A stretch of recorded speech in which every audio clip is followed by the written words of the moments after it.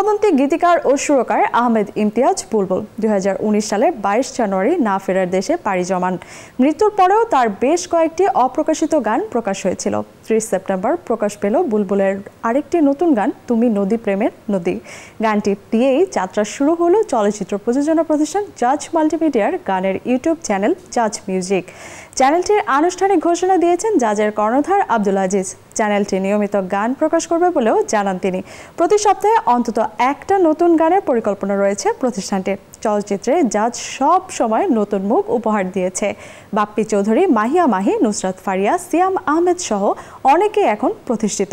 গানের ক্ষেত্রেও নতুনদের প্রাধান্য দিতে চায় প্রতিষ্ঠানটি। অনেক সুন্দর সুন্দর গান আমার কাছে আসে, মানুষ শোনায়, ভালো লাগে, আমি এটা প্রচার করতে চাই, কিন্তু এটা প্রচারটা করবো কি? আমি তো সিনেমা দিতে পারতেছি না। সিনেমা তো সব গান যাবে না। সিনেমাতে যে ম্যাজিক মামুনি, ডানা কাটা পরি, এই জাতীয় গান গান যায়। একটা সুন্দর ফোক গান দেখবেন, ওই পোড়ামন ছাড়া আমার ফোক গান আর কোথাও নাই। আর একটা ছিল মেয়েটি এখন কোথায় যাবে, এই দুইটা ছবিতে আমার ফোক গান ইউজ হয়েছে, এছাড়া আমার কোনো ফোক গান ইউজ করার কোনো স্কোপ ছিল না। এর বাইরেও বিভিন্ন রকমের গান থাকে, আধুনিক গান থাকে।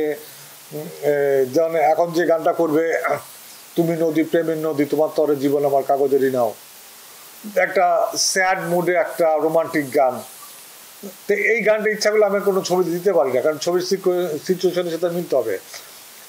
তো এই জন্য একটা স্বাধীন একটা প্ল্যাটফর্ম দরকার। আর যা সবসময় নতুনদের কাজ করে, অন্য সব চ্যানেল থেকে আমাদের একটু ডিফারেন্স থাকবে। মানুষ যেমন যেটা ভাইরাল হবে সেদিকে ঝুঁকে পড়ে, আমরা সেটা করব না। আমরা যাদের একটা কোয়ালিটি মেনটেন করার চেষ্টা করবো। যাদের এটা অডিওর ক্ষেত্রে এবং ভিডিওর ক্ষেত্রে, দুটা ক্ষেত্রে আমরা গানের কথা থেকে শুরু করে ভিডিও পর্যন্ত, কালার, এডিটিং, সব কিছু। অবশ্য কালার বলেন, এডিটিং বলেন, আমার নিজস্ব প্যানেল আছে সিনেমার, যে যারা কাজ করে তারা এখানে কাজ করবে।